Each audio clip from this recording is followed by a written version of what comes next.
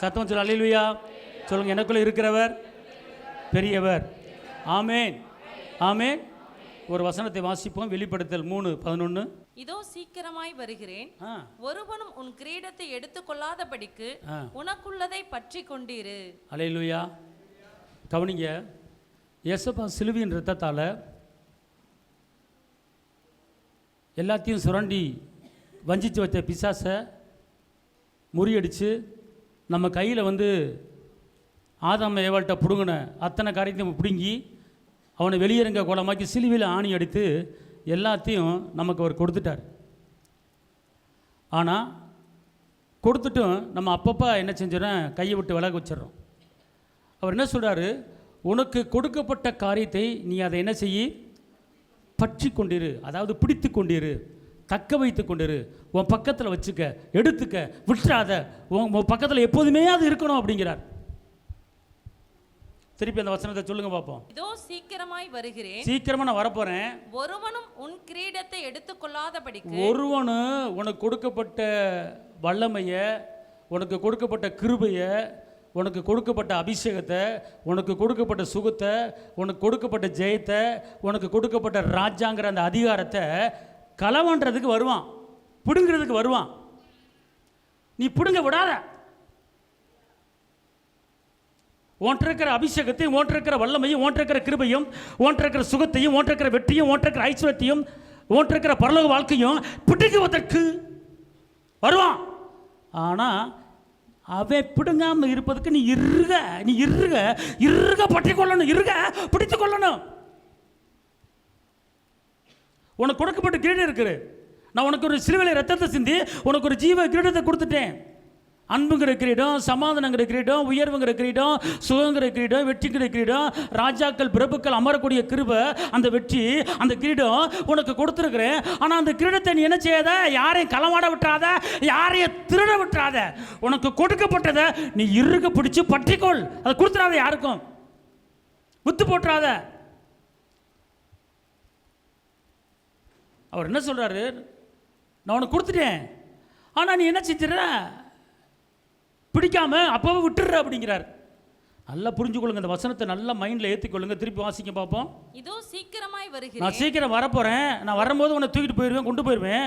அது வரைக்கும் நான் உனக்கு சிலுவையில் ரத்தத்தை சிந்தி அடிக்கப்பட்டு நொறுக்கப்பட்டு வேதனைப்பட்டு நான் என்ன செஞ்சேன், அவன்கிட்ட இருந்து பிடிங்கி எல்லாத்தையும் உன்னை கொடுத்துட்டேன். என்னென்ன செஞ்சுருக்கேன் அப்படிங்கிறாரு. மீட்பை கொடுத்துருக்கிறாரு, விடுதலையை கொடுத்துருக்கிறாரு, பாவ மன்னிப்பை கொடுத்துருக்கிறாரு, அபிஷேகத்தை கொடுத்துருக்கிறாரு, கிருபியை கொடுத்துருக்கிறாரு, ஐஸ்வர்யத்தை கொடுத்துருக்கிறாரு. வெளிப்படுத்தல் 1:6 படி உன் பாவங்களை மன்னிச்சு, உன் பாவங்களை மன்னிச்சு, உன் மேல் அன்பு வச்சு, ஒன்று ராஜாக்களாகவும் ஆசாரியர்களாகவும்.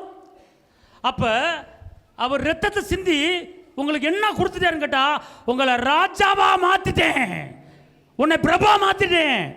ஆனால் உன் ராஜாங்கத்தை யாருக்கு நீ கொடுத்துறாத, அதை நீ என்ன செய், பற்றிக்கொள், அது பிடித்துக்கொள் அப்படிங்கிறார். ஆமென் சொல்லுங்க. அல்லேலூயா. இங்கங்களே, நீங்கள் என்ன செய்றீங்க, அப்பப்போ என்ன செஞ்சுறீங்க, விட்டுறீங்க. எப்பப்போ விடுறீங்க தெரியுமா, அவிவிசுவாசம் உங்களுக்குள்ள வரும்போது அவர் கொடுத்த கிரீடத்தை கீழே விட்டுறீங்க, பயம் வரும்போது கீழே விட்டுறீங்க, பாவங்கள் வரும்போது கீழே விட்டுறீங்க. கர்த்தர் என்ன சொல்கிறார் அப்படின்னு கேட்டால், நல்லா தெரிஞ்சுக்கொள்ளுங்க. கர்த்தர் சொல்கிற ஒரு காரியம், மகனே மகளே, உனக்கு நான் வந்து எல்லாத்தையும் கொடுத்துருக்கேன், எல்லாத்தையும் கொடுத்துட்டேன். ஆனால் வந்து நேச்ச மாதிரி கையில் நீ வச்சிருக்க மாட்டேங்கிற, டக்குன்னு லூஸை விட்டுற. நீ நான் வர்ற வரைக்கும் நேச்சு செஞ்சிரு, வச்சிரு, பத்திரமா வச்சிரு, பற்று கொண்டிரு. அதுதான் உனக்கு பாதுகாப்பு, அதுதான் உனக்கு சுகம், அதுதான் உனக்கு பலன். அதை என்ன செஞ்சிட, விட்டுறாத, பற்றி கொண்டிரு, பிடித்து கொண்டிரு, தக்க வைத்து கொண்டிரு, உன் பக்கத்தில் வச்சிரு, நழுவ விட்டுறாத.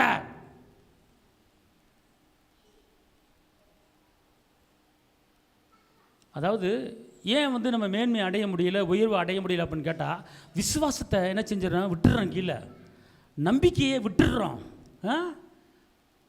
வாங்கி கொடுத்த விடுதலையை விட்டுடுறோம், வாங்கி கொடுத்த சுகத்தை விட்டுடுறோம், வாங்கி கொடுத்த மேன்மையை, ராஜாங்கிற அந்த அந்தஸ்தை, அந்த தகுதி உனக்குள்ள இருக்கிறதுங்கிற அந்த உணர்வை வரணும். உன்னை ராஜாவும் உன்னை ஆசாரிலே மாற்றிருக்கிற, சும்மா ஒன்றும் கிடையாது. குப்பையில் கிடந்த நம்மளை, சகதைக்குள்ள கிடந்த நம்மளை, பாவத்தில் கிடந்த நம்மளை தூக்கி எடுத்து அன்பு வச்சு பாவத்தை மன்னிச்சு உன்னை பிரபா மாற்றிட்டேன். அப்போ இந்த அதிகாரம், இந்த அந்தஸ்து, இந்த தகுதி உனக்கு கொடுத்துருக்குறேன். இதை நீ ஏன் அதை நினைக்காம, அதை பற்றி கொள்ளாமல் அதையே விட்டுடுறங்கிறாரு. பற்றி கொண்டிரு அப்படிங்கிறார். திருப்பி வாசிங்க அதே வசனத்தை. இதோ சீக்கிரமாய் வருகிறேன், ஒருவனும் உன் கிரீடத்தை எடுத்துக்கொள்ளாதபடிக்கு. அப்புறம் இதுல இருந்து என்ன தெரியுது? கண்டிப்பான முறையிலே உனக்கு கொடுக்கப்பட்ட அந்த கிரீடத்தை, உனக்கு கொடுக்கப்பட்ட மேன்மையை கண்டிப்பா திருடுறதுக்கு ஒருத்தன் வருவானா வரமாட்டானா? சொல்லுங்க பாப்பா. வருவானா வரமாட்டானா? வருவான்ல. அப்ப அவன் வரும்போது நீ பிடுங்கிறதுக்கு இடம் கொடுக்காம இறுக பிடிச்சிக்க, யார் கையிலும் கொடுத்துறாத, பத்திரமா வச்சுக்க. புரியுதா புரியலையா? புரியுதா புரியலையா? நல்லா புரிஞ்சுக்க. திருப்பி சொல்லுங்கம்மா. இதோ சீக்கிரமாய் வருகிறேன், ஒருவனும் உன் கிரீடத்தை எடுத்துக்கொள்ளாதபடிக்கு உனக்குள்ளதை பற்றி கொண்டிரு. எல்லாம் சொல்லுங்க. எனக்குள்ளதை நான் ஸ்ட்ராங்காக பிடிச்சிக்குவேன், அதை நான் விட மாட்டேன். சிலுவையில் வாங்கி கொடுத்த வெற்றியை நான் யாருக்கும் கொடுக்க மாட்டேன்.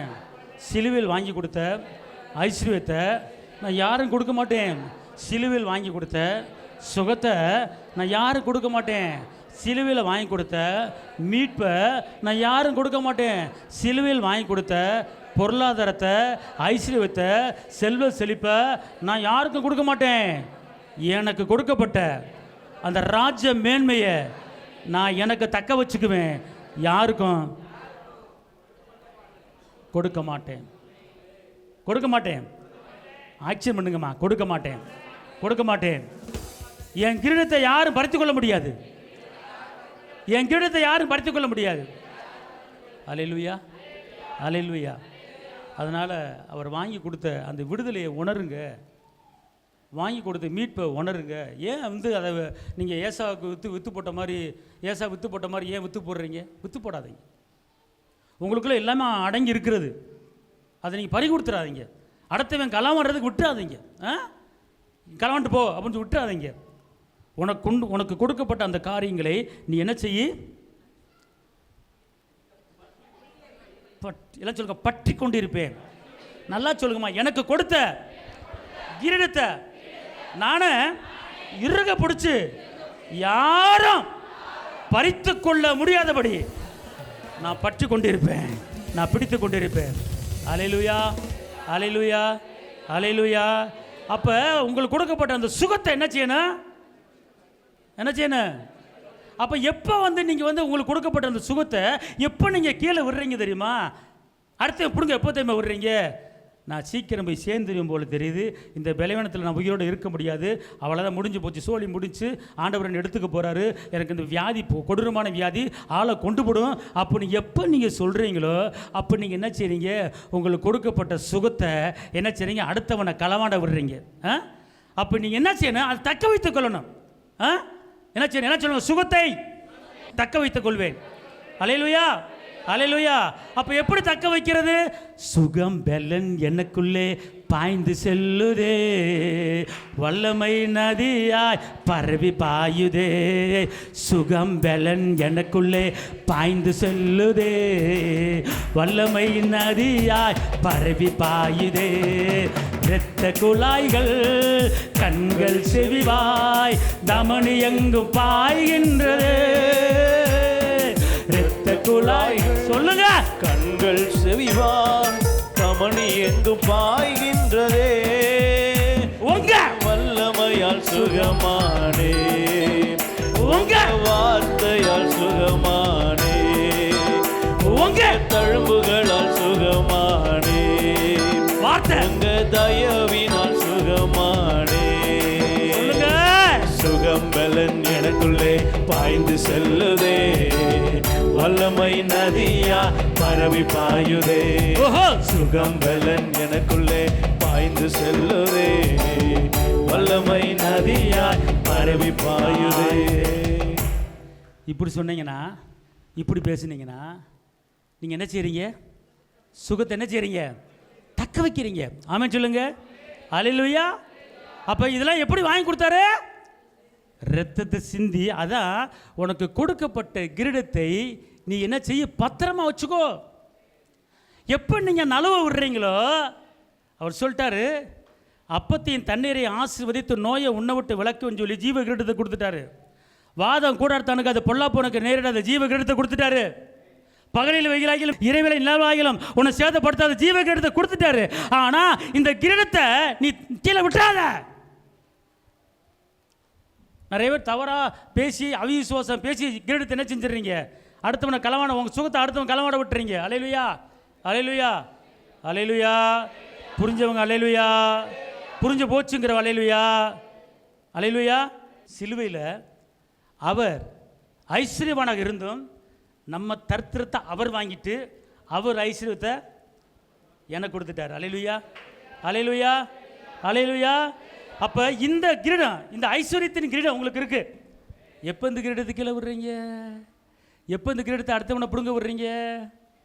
அல்லேலூயா, அல்லேலூயா. எனக்கு சமாளிக்க முடியல, இந்த பிரச்சனை எப்படி முடிய போகுதுன்னு தெரியல, இதை அடைக்க முடியாது, அவ்வளோதான், இதுதான் செத்த நிம்மதியாக இருக்கும். எப்போ சொல்கிறீங்களோ, எப்போ நினைக்கிறீங்களோ, அப்போ உங்கள்கிட்ட இருக்கிற அந்த ஐஸ்வர்யத்தின் அந்த கிரீடத்தை அடுத்தவன் பிடுங்கிறதுக்கு நீங்கள் என்ன செய்கிறீங்க? இடம் கொடுக்குறீங்க. இடம் கொடுத்தால் இடம் பிடிப்பான். ஆமென் சொல்லுங்க. இடம் கொடுத்தால் இடம் பிடிப்பான். ஆமென். அல்லேலூயா, அல்லேலூயா. கர்த்தர் அப்பட்டப்பட்ட ஒரு காரியத்தை என்ன செய்ய போறாரு? செய்ய போறார். ஆமென் சொல்லுங்க. எல்லாம் சொல்லுங்க. எனக்கு கொடுக்கப்பட்ட ஜீவ கிரீடத்தை யாரும் பிடுங்க முடியாது. அதை நான் பத்திரமா வச்சிருப்பேன். அல்லேலூயா, அல்லேலூயா. வெளிப்படுத்தல் 2:25-26. உங்களுக்குள்ளதை நான் வருவளவும் பற்றி கொண்டிருங்க. இங்க இருங்க. உனக்குள்ளத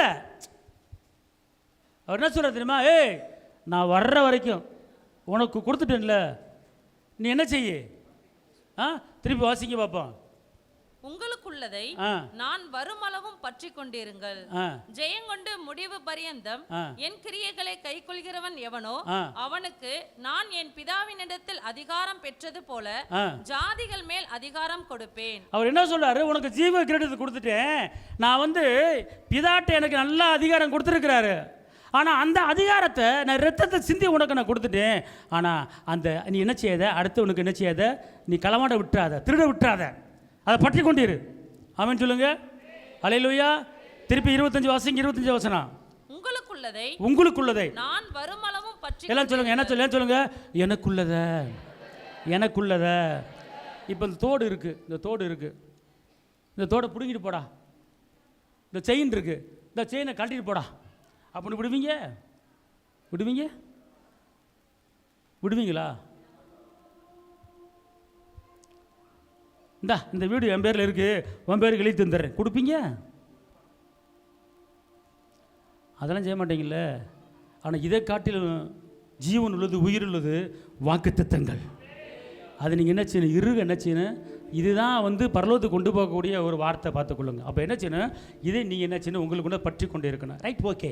இப்போ எப்படி பற்றி இருக்கணும்? கர்த்தரை நீங்கள் என்ன செய்யணும்? பற்றிக்கிட்டா போதும், அவர் பிடிச்சுக்கிட்டா போதும், எல்லாம் உங்களை தேடி வந்துடும். யோசுவா 23:8. இந்நாள் மட்டும் நீங்கள் செய்தது போல உங்கள் தேவனாகிய கர்த்தரை பற்றி கொண்டிருங்கள். யாரை பற்றிக்கணுமா? அல்லேலூயா. சில பேர் மனிதர்களை பற்றி கொண்டே இருப்பாங்க. மனிதர்களை பற்றி கொண்டா மரணம், ஆனால் இயேசுவை பற்றி கொண்டீங்கன்னா ஜீவன், வாழ்வு. அல்லேலூயா. எல்லாம் சொல்லுங்க. நான் இயேசுவை, இரட்சகரை, மீட்பரை பற்றி கொள்வேன், பிடித்து கொள்வேன். அப்படின்னா என்ன அர்த்தம்னு கேட்டிங்கன்னா, நீங்கள் உட்கார்ந்தாலும் அவர் உங்கள் கூட தான் இருக்கிறாரு, நடந்தாலும் உங்கள் கூட தான் இருக்கிறாரு, நீங்கள் தூங்கினாலும் உங்கள் கூட தான் இருக்கிறாரு. அப்படின்னா நீங்கள் அவரை பற்றிக்கிட்டா தான், அவரை பிடிச்சிக்கிட்டா தான் அவர் உங்கள் கூட இருப்பார். ஆமென். யாரை பற்றிக்கணும்? நம்ம யாரை பற்றிக்கணும்? இயேசு என்ன செய்யணும்? பற்றிக்கொள்ளணும். வாசிங்க. உபாகமம் 4:4. ஆனாலும் உங்கள் தேவனாகிய கர்த்தரை பற்றி கொண்ட நீங்கள் எல்லாரும் இந்நாள் வரைக்கும் உயிரோடு இருக்கிறீர்கள். இங்க இருங்க. ஒரு மனிதனையோ ஒரு அதிகாரியோ யாரை பற்றி கொண்டாலும் மண்டையை போட்டுருவோம். ஆனால் இவரை பற்றிக்கிட்டா என்ன கிடைக்கும்? ஐயா, இயேசுவை பற்றி கொண்டா என்ன கிடைக்கும் உங்களுக்கு? எல்லாம் சொல்லுங்க. நான் இயேசுவை பற்றி கொண்டா நான் உயிரோடு இருப்பேன். நல்லா சொல்லுங்கம்மா, நல்லா மைண்டில் ஏறட்டும். திருப்பி வாசிக்குமா அந்த வசனத்தை.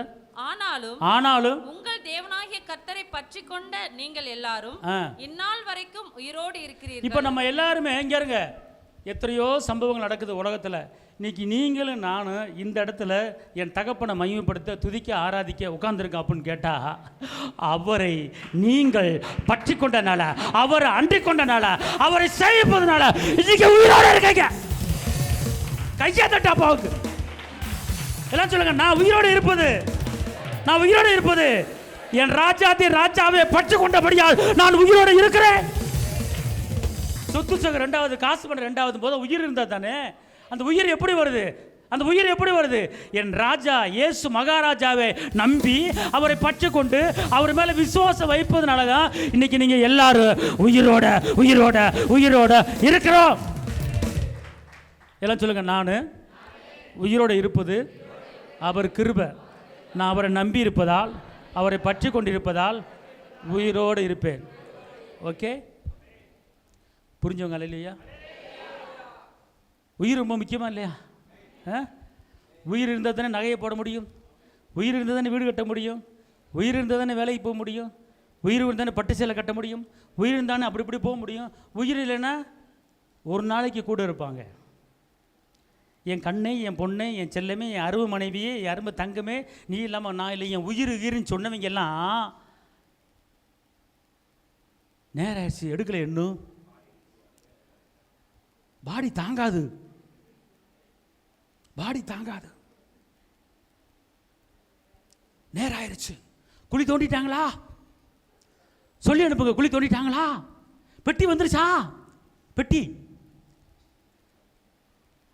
இதே வாயி, நீ இல்லாமல் நான் இல்லை, என் உயிர், என் தங்கம், என் செல்லம், என் கண்ணை, என் பொண்ணே, என் ராசா, நீ செத்தா நானும் செத்துருவேன் அப்படி சொன்ன வாயி சொல்லி அனுப்புங்க, குழி தோண்டியாச்சா? அந்த ஜீவனை கொடுத்தவர் கர்த்தர் ஒரு பயம் கூட வரமாட்டான். அல்லேலூயா, ஒரு பயம் கூட வரமாட்டான்.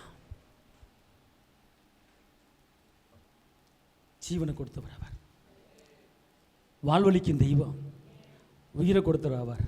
அப்போ இந்த உயிரை நம்மளை தக்க வைக்கிறதுக்கு, இந்த உயிரை நம்மளுக்கு நிலைச்சிருப்பதுக்கு, இந்த ஆயுஷ் நாள் கூடுவதுக்கு என் தகப்பன் இயேசுவை நீ பற்றி கொண்டால் உங்களுக்கு ஆயுசு கட்டி ஆயுசு பெரிய கொண்டே உங்களுக்கு போகும்.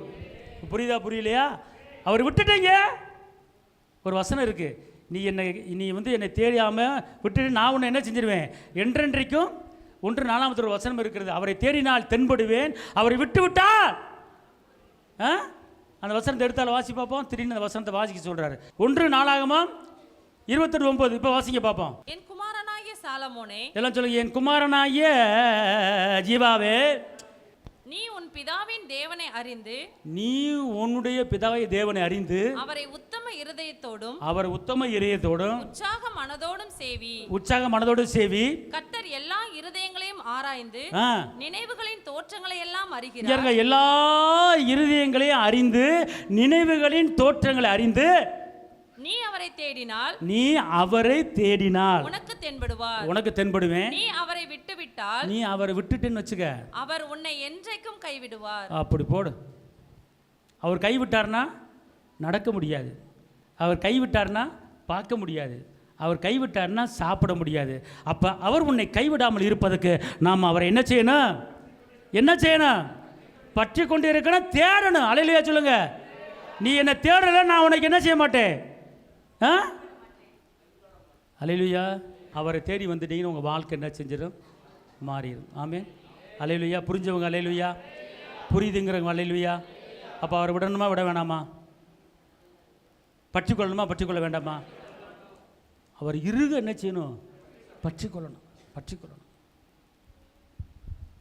இப்போ காலையில் வீட்டுக்கார் வேலைக்கு போகிறாரு, சாயங்காலம் 5 மணிக்கு வர்றாரு. 5 ஆச்சு, 6 ஆச்சு, 7 ஆச்சு, வரல. வரும்போது வாடா அப்படின்னு கம்முன்னு இருப்பாங்களா வீட்டுக்காரம்மா? என்ன செய்வாங்க? என்ன செய்வாங்க? என்ன செய்வாங்கம்மா?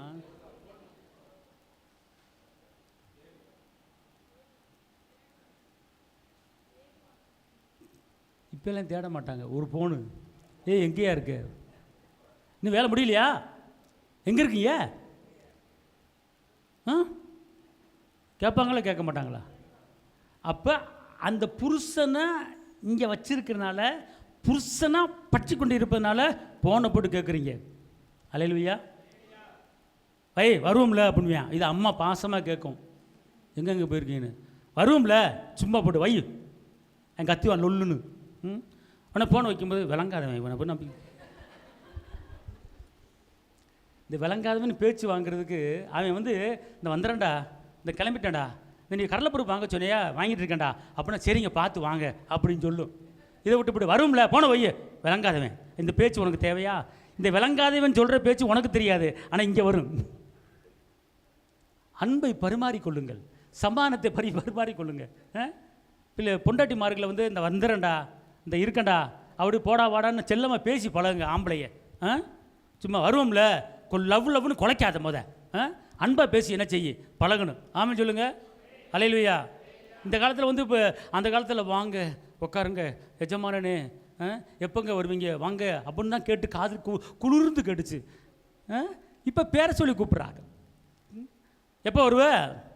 இன்னும் வரலையா? எல்லாம் மாறி போச்சு. சரி அது போகட்டும். இப்போ நீங்கள் பற்றுக்கொள்ள வேண்டிய காரியத்தை எதுக்கு சொல்ல வரேன்னு கேட்டிங்கன்னா, உன் புருஷனை பற்றிக்கொண்டா அவன் கடைசி வரைக்கும் கூட இருக்க மாட்டான்.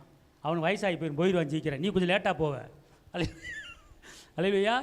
2 பேரும் ஒன்றா போக மாட்டேங்க, எப்போதுமே 2 ஒன்றா போக மாட்டேங்க. சரிங்களா? ஏன் ஒரு ஆள் முன்னாடி போகும், ஒரு ஆள் பின்னாடி போகும். ஆனால் இந்த உலகத்து முடிவு புரிந்த சகல நாட்களில் கூட இருக்கிற என் தகப்பனை பற்றிக்கொண்டா நீயும் நல்லா இருப்ப, உன் புருஷனும் நல்லா இருப்பான், குடும்பம் நல்லா இருக்கும். ஏசப்பா சொல்கிறாரு, உன் தாயை காட்டில் உன் தாப்பனை காட்டில் என்ன ஏன் இப்படி சொல்கிறாரு தெரியுமா? நீ என்னை விட்டுப்பட்டு நீ அங்கே பாசம் வச்சுன்னு வச்சுக்குவேன், அந்த பாசம் நினச்சிருக்காது. ஆனால் அந்த பாசத்தை காட்டில் என் மேலே பாசத்தை வையே, என் மேலே நெசத்தை வையே, தூரம் போன எல்லா பாசத்தையும் உன் பக்கத்தில் வரப்பேன். அதனால் எல்லா கணமும் எல்லா மகிமையும் எல்லா துதியும் எல்லா புகழும் எல்லாமே என் தகப்பன் இயேசு மகாராஜா அவர் ஒருவருக்கு தான். நீ இவரை விட்டுப்பட்டு இவன் தான் எனக்கு, அவன் தான் எனக்கு, என் பிள்ளை தான் அப்படின்னு பாசத்தை மாற்றக்கூடாது. அந்த பாசம் நினச்சிருக்காது. ஆமாம் சொல்லுங்கள். இயேசு மேலே தான் பார்த்தோம். அதான் பிடிச்சிக்கணும், இருக பிடிச்சிக்கணும். அல்லேலூயா. இருக நினச்சி நான் பிடிச்சிக்கணும், இயேசு இருக பிடிச்சிக்குவேன். அல்லேலூயா. இருக பிடிக்கணும் அப்படியே. ஆமே எல்லாம் சொல்லுங்க. நான் மனிதர்களை காட்டிலும் என் அப்பாவை இருக பிடிச்சிக்குவேன். அல்லேலூயா. ரைட். இப்போ எதை இருக பிடிக்கணும் எல்லாம் சொல்லுங்கள். இப்படி சொல்லுங்கள். எதை கை வலிக்காது. எதை சரி அப்பாவை இருக பிடிச்சிட்டேன், இயேசு இருக பிடிச்சிட்டேன். அப்போ எதை இருக பிடிக்கணும்? பக்கத்தால் பற்றி எதை இருக்க பிடிக்க சொல்லணும்? எதை பிடிக்க சொல்கிறாரு? ஒருவேளை உன்னை பிடிக்க சொல்லுவாரா? ஒருவேளை ஏம்மா உன்னை பிடிக்க சொல்லுவாராம்மா? அல்லேலூயா. அல்லேலூயா. இயேசுவை பிடிச்சுக்கொள்வேன் சொல்லுங்கள். 2வது நீதிமொழிகள் 4:13 புத்திமதியை உறுதியாய் பற்றிக்கொள். எதை பற்றிக்கொள்ளணுமா? புத்திமதியை உறுதியாய் பற்றிக்கொள். புத்திமதிகள் என்ன செய்யணும்? இப்போ புத்திமதி அட்வைஸ் இப்போ நான் சொல்லிக்கிட்டு இருக்கேன், இங்கே போ, இங்கே போகாத, இதை செய், இதை செய்யாத, இதை பாரு, இதை பார்க்காத, இதை கேளு, இதை கேட்காத, இதை சாப்பிடு, இதை சாப்பிடாத, இங்கே உட்காரு, இங்கே உட்காராத அப்படின்னு சொல்லி புத்திமதிகளை சொல்லி கொடுத்துக்கிட்டு இருக்கேன். நீ அதை என்ன செய்யணும்? எப்படி காத்துக்கணும்? உறுதியாய்.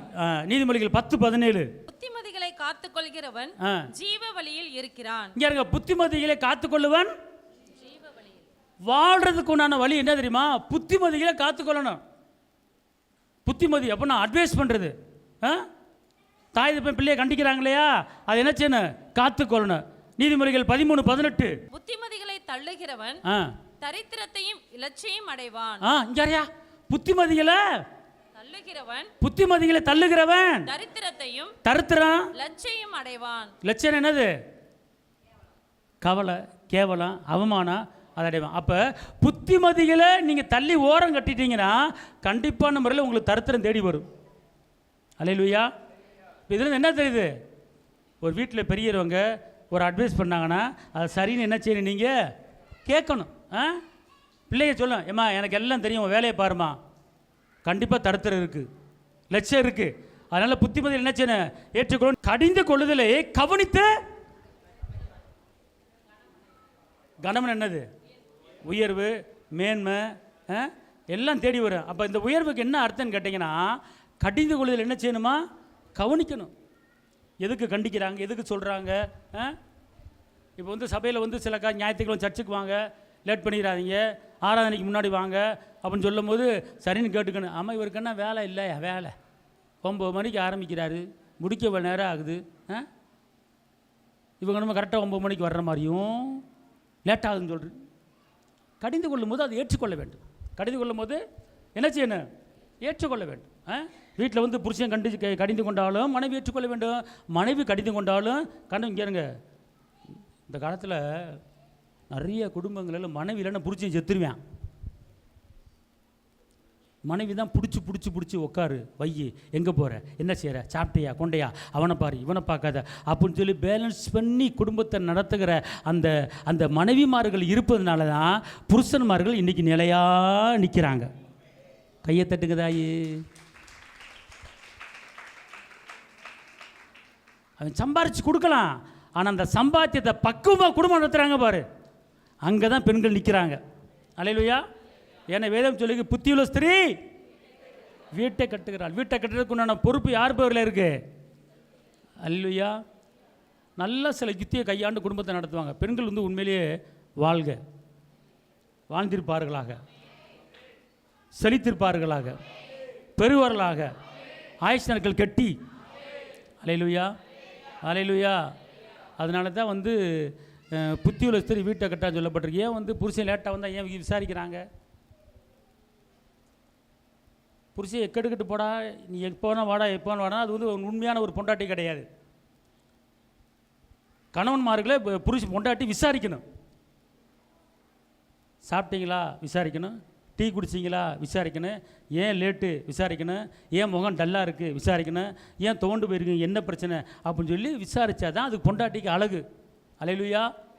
அப்போ நீங்கள் என்ன செய்யணும்? அப்போ நேரத்தில் வந்து ஒரு சில நேரங்கள் வந்து மனைவிமார்கள் வந்து வைவாங்க, திட்டுவாங்க, கோபத்தில் போடான்னு கூட சொல்லுவாங்க. உன்னால் பெரிய தலைவலியா விளங்காதவனே அப்படி கூட சொல்லுவாங்க. எதுக்கு அதை விளங்கான்னு சொல்கிறாங்கன்னா உன்னை திருத்துறதுக்கு. அல்லேலூயா. உன்னை கடிந்து கொள்வது எதுக்கு சொல்கிறாங்க? அல்லேலூயா. சாப்பிட்டு தொலைங்க அப்படின்னு சொல்லுவாங்க.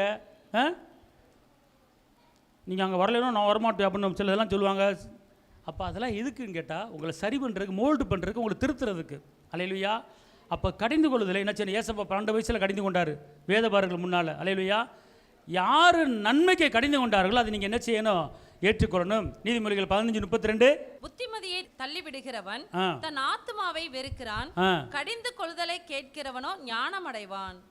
யாருக்கு ஞானம் வேணும்? ஞானம் வேணும், கை தூக்கு. அப்போனா யாராச்சும் உங்களை வஞ்சு திட்டி கடிந்து கொண்டாங்கன்னா நீங்கள் என்ன செய்யணும்? அதை ஏற்றுக்கொள்ளணும். அப்போ நீங்கள் ஞானமான மாதிரி கீழ்ப்படிஞ்சிங்கன்னா, கடிந்து கொள்ளுதலை கீழ்ப்படிஞ்சிங்கன்னா உங்களுக்கு என்ன வந்துடும்? என்ன வந்துடும்? ஞானம் வந்துடும். அப்போ என்ன செய்யணும்? ஏற்றுக்கொள்ள வேண்டும். Right, okay. அடுத்து இப்போ புத்திமதிகளை பற்றிக்கொள்ள வேண்டும். அடுத்து நீங்கள் என்ன செய்யணும் கேட்டிங்கன்னா, நன்மைகளை பற்றிக்கொள்ள வேண்டும். நீதிமொழிகள் 11:27. நன்மையை ஜாக்கிரதையுடன் தேடுகிறவன் தயை பெறுவான், தீமையை தேடுகிறவனுக்கோ தீமையே வரும். அல்லேலூயா. இப்போ இந்த பக்கம் நன்மைகளை சொல்லுங்க, இந்த பக்கம் தீமைகளை சொல்லுங்க பாப்போம். சொல்லுங்க பாப்போம். கையின் பிராச்சா நான் சாப்பிடுவேன். நன்மை அன்பு, சமாதானம், இரக்கம், நீடிய பொறுமை, சந்தோஷம், தாழ்மை, விட்டு கொடுக்குற மனப்பான்மை, பொறுமை, இதெல்லாம் என்னது? நன்மை. ஓகே, அந்த வசனம் திருப்பி சொல்லுமா? நன்மையை ஜாக்கிரதையுடன் தேடுகிறவன். எப்படி நன்மை எப்படி தேடணுமா? ஜாக்கிரதையா என்ன செய்யணும்? தேடணும். அடுத்து தீமை ஒன்று சொல்லுமா பாப்பா. இங்கே தீமை சண்டை பாரியா, சூப்பரா சண்டை. வீட்டில் சண்டை நடக்கும்போது தெரியுது, அதான் சண்டைங்கிறாங்க. சரி, வேற கோபம் பாரியா, அம்மாக்களுக்கு உள்ளது கரெக்டாக சொல்லிட்டீங்க. கோபம் ரைட்டு. வேற பொறாமை. இம்மா தீமையான காரியத்தை கேட்டுக்கிட்டு இருக்கேன், நன்மை அங்கே சொல்லிருச்சு. தீமை பிரிவினை. பிரிவினை வர்றாங்க. அப்பா ஏசப்பாவுக்கு பிடிக்காது. வெரி குட்ரா, ஒரு கையா தட்டுறா. ஏசப்பாவுக்கு பிடிக்காது தீமை. வாக்குவாதம். ரைட், வாக்குவாதம் தீமை. வேற என்ன தீமை? புறங்குறுதல். புறங்குறுதல். சரி, ஓகே, புறங்குறுதல். வேற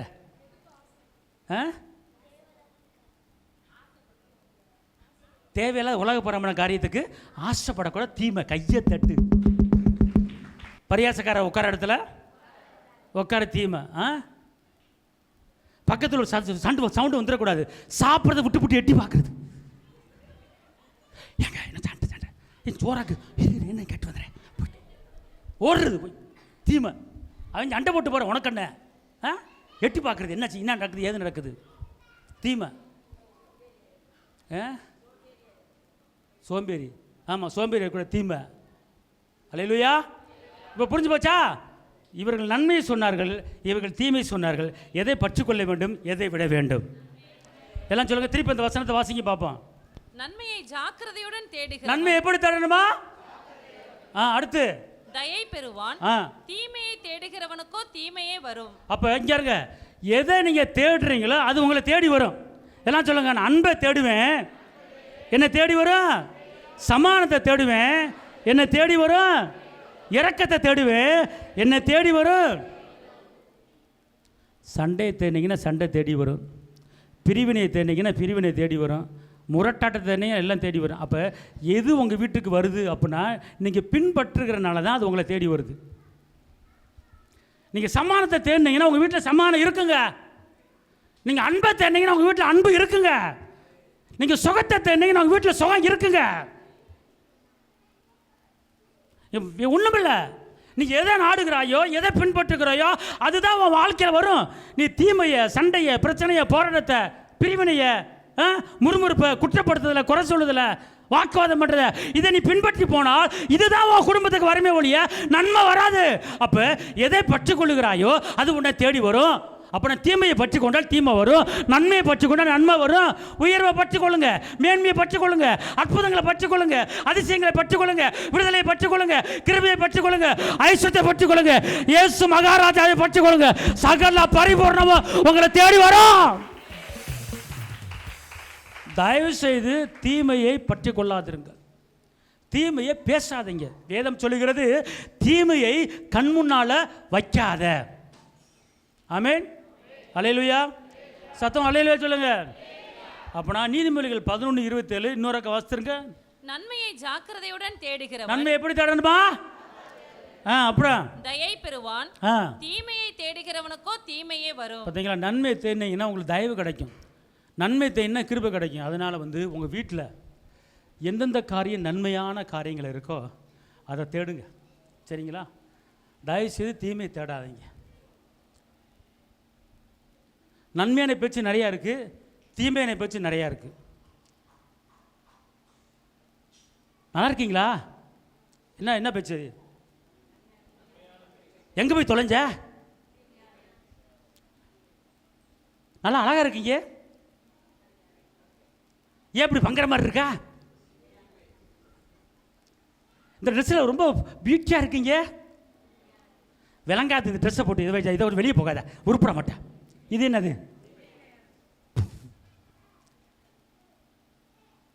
இந்த நரசு முடி உங்களுக்கு பார்க்க அழகாக இருக்குது, கருப்பாக இருந்தாலும் அழகாக இருக்குது. இந்த கருப்புக்கு நரசு முடிக்கு விளங்கல. போ, என் பக்கத்தில் வர, தள்ளிப்போ. அல்லேலூயா. இந்த மாதிரி பேச்சுக்களை என்ன செய்யக்கூடாது, பேசக்கூடாது. நீங்கள் குண்டா இருந்தாலும் உங்கள் மேலே ஒரு பிரசன்ஸ் வருதுங்க. நன்மை உங்கள் வீட்டில் உங்கள் பிள்ளைகளை பார்த்து, உங்கள் மனைவியை பார்த்து, உங்கள் புருஷனை பார்த்து, உங்கள் பொண்டாட்டியை பார்த்து, எல்லாத்தையும் பார்த்து நன்மையான போய் தொலை பேசக்கூடாது. நன்மையான பேச்சுக்களை மட்டும் என்ன செய்யணும், பேசணும். ஆமோஸ் 5:14 நீங்கள் பிழைக்கும்படிக்கு தீமையை அல்ல நன்மையை தேடுங்கள், அப்பொழுது நீங்கள் சொல்கிறபடியே சேனைகளின் தேவனாகிய கர்த்தர் உங்களோட இருப்பார். இங்க நம்ம ஜெபத்தை கேட்குற கர்த்தர். ஆனால் இந்த வசனம் என்ன சொல்லுது, என்ன தெரியுமா சொல்லுது? நீ சொல்கிறபடி நான் கேட்குறேன். கடவுள் பாருங்க, கடவுள் எந்த தாயாவது எந்த தகப்பனாத மகனே நீ சொல்கிறபடி நீ கேட்குறேன் மகனே சொல்லுவாங்களா? ஆனால் சர்வ வல்லவர் நம்மளை பார்த்து சொல்கிறாரு, நீ சொல்லுகிறபடி நீ கேட்குறபடி நான் செய்கிறேன். இந்த வசனம் நல்லா கவனிங்களே. நீ சொல்லுகிறபடி சொல்லுங்க, என்ன போட்டிருக்கு? நீ சொல்லுகிறபடி, அப்பொழுது நீங்கள் சொல்கிறபடியே சேனைகளின் தேவனாகிய கர்த்தர் உங்களோட இருப்பார். அல்லேலூயா. நான் சொல்றபடி நடக்கும்படி செய்யும்படி அவர் என் கூட இருக்கிறார். அப்படி இந்த வசனத்துக்கு நம்மளை என்ன செய்ய சொல்றாரு? நீங்கள் பிழைக்கும்படிக்கு, நீங்கள் வாழும்படி பிழைக்கும்படி தீமை அல்ல நன்மையை தேடுங்கள். அப்புறம் அப்பொழுது நீங்கள் சொல்லுகிறபடியே சேனைகளின் தேவனாகிய கர்த்தர் உங்களோட இருப்பார். பாத்தீங்களா? அப்ப என்ன நான் உங்க கூட இருக்கணும்னா நீ ஒன்று செய்யணும் அப்படிங்கிறார். என்ன சொல்றாரு? நன்மையை தேடிட்டீங்கன்னா அவர் உங்களை தேடி வந்துடுவார். நீங்கள் கூப்பிட வேணாம், அவரே வந்துடுவார். அதனால் உங்கள் வாழ்க்கையில், உங்கள் குடும்பத்தில், போகிற இடத்துல, வர்ற இடத்துல என்னென்ன நன்மைகள் இருக்கோ அதை பூரா தேடிடுங்க. அவர் உங்கள் பக்கத்தில் வந்து உட்காந்துருவார். கையெழுத்து டப்பாக்கு நடிச்சு சொல்லுங்க அல்லேலூயா. கடைசியாக இன்னொரு வசனம் இருக்குது, ரோமர் 2:7-8. சோர்ந்து போகாமல் நற்கிரியைகளை செய்து மகிமையையும் கனத்தையும் அழியாமையையும் தேடுகிறவர்களுக்கு நித்திய ஜீவனை அளிப்பார். இப்போ எதை தேடணும் அப்படின்னு கேட்டீங்கன்னா, நித்திய ஜீவனை பெற்றுக்கொள்றதுக்கு நீங்கள் என்ன செய்யணும்? 8ஆம் வசனம், சண்டைக்காரராய் இருந்து சத்தியத்திற்கு கீழ்ப்படியாமல் அநியாயத்திற்கு கீழ்ப்படிந்திருக்கிறவர்களுக்கோ உக்கிர கோபாக்கினை வரும். எப்படி வரும்? உக்கிர, சாதாரண கோபம் அல்ல, உக்கிர கோபாக்கினை. இங்க இருங்க, சண்டைக்கு என்ன செய்யக்கூடாது? அந்த வசனத்தை திருப்பி வாசிக்குமா நல்லா. சண்டைக்காரராய் இருந்து சத்தியத்திற்கு கீழ்ப்படியாமல் அநியாயத்திற்கு கீழ்ப்படியாமல் இருப்பதுக்கு ஒரு காரணம், சண்டைக்காரராக இருந்தீங்கன்னா கீழ்ப்படிய மாட்டீங்க. அடுத்து அநியாயத்திற்கு கீழ்ப்படிந்திருக்கிறவர்களுக்கோ உக்கிர கோபாக்கினை வரும். அநியாயத்துக்கு கீழ்ப்படியணும். இப்போனா அநியாயம் என்னது? அவனை போய் உண்டுல பார்த்துட்டு வாடா, அவன் வீட்டு வாசப்படி மிதிக்காதடா, அவனை வெட்டிட்டு வந்திருக்க கூடாதுடா, அவனை விடாதா, சண்டை போட்டு வாடா, அவனை கீழே தள்ளுறா, அது புரிஞ்சுட்டு வாடா அப்படின்னா இதுக்கு என்ன அர்த்தம்? அநியாயத்துக்கு நீங்கள் என்ன செய்யுங்க? இப்போ நீங்கள் இருக்கிறீங்க, அவ கூட பேசாத, அவன் வீட்டுக்கு போகாத, சமாதானமாக இருக்காத அவன் கூட, அப்படின்னா இதுக்கு நீங்கள் என்ன செய்யக்கூடாது? கீழ்ப்படியக்கூடாது. சண்டை போட சொல்லிக் கொடுக்குறவங்களுக்கு கீழ்ப்படியாத, வாக்குவாதம் பண்ண சொல்லிக் கொடுக்குறவங்களுக்கு கீழ்ப்படியாத, அன்பாக இருப்பதுக்கு கீழ்ப்படிங்க, சமானமாக இருப்பதுக்கு கீழ்ப்படிங்க, விட்டுக்கூட மனப்பாடு கீழ்ப்படிங்க, தாழ்மைக்கு கீழ்ப்படிங்க. அவங்க கூட பேசாத, இவங்க கூட பேசாத, அங்கே போகாத, இங்கே போகாத, அப்படி யாராவது சொன்னாங்கன்னா அதுக்கு நீங்கள் கீழ்ப்படியக்கூடாது. அப்படி கீழ்ப்படினா நீங்கள் என்ன செய்ய முடியாது? பரலோகத்துக்கு நித்திய ஜீவனை என்ன செய்ய முடியாது? பற்றி கொள்ள முடியாது. அதனால் நீங்கள் என்ன செய்யுங்க? நன்மையை பற்றி கொள்ளுங்க, கடிந்து கொள்ளலை பற்றி கொள்ளுங்க. கடைசியாக ஒரே வசனம், எபிரேயர் 3:14. நாம் ஆரம்பத்திலே கொண்ட நம்பிக்கையை, நாம் ரட்சிக்கப்பட்ட புதுசிலே பெற்றுக்கொண்ட அந்த நம்பிக்கையை முடிவு பரியந்தம் உறுதியாய் பற்றி கொண்டிருப்போம் ஆகில், முடிவு பரியந்தம் உறுதியாய் என்ன செய்யணுமா? பற்றி கொண்ட இருப்பாயில் கிறிஸ்துவின் இடத்தில் பங்குள்ளவர்களாய் இருப்போம். அப்போ இங்கே இருங்க, இயேசு கிட்ட பங்குள்ளவர்களாக இருக்கணும். அப்போ அதுக்கு என்ன செய்யணும்? நம்ம நம்பிக்கை என்ன செய்யணும்? இயேசு மேலே வச்ச நம்பிக்கையை, இயேசு மேலே வச்ச விசுவாசத்தை, அதை உறுதியை என்ன செய்யணும்? பற்றி கொள்ள வேண்டும். ஆமென்.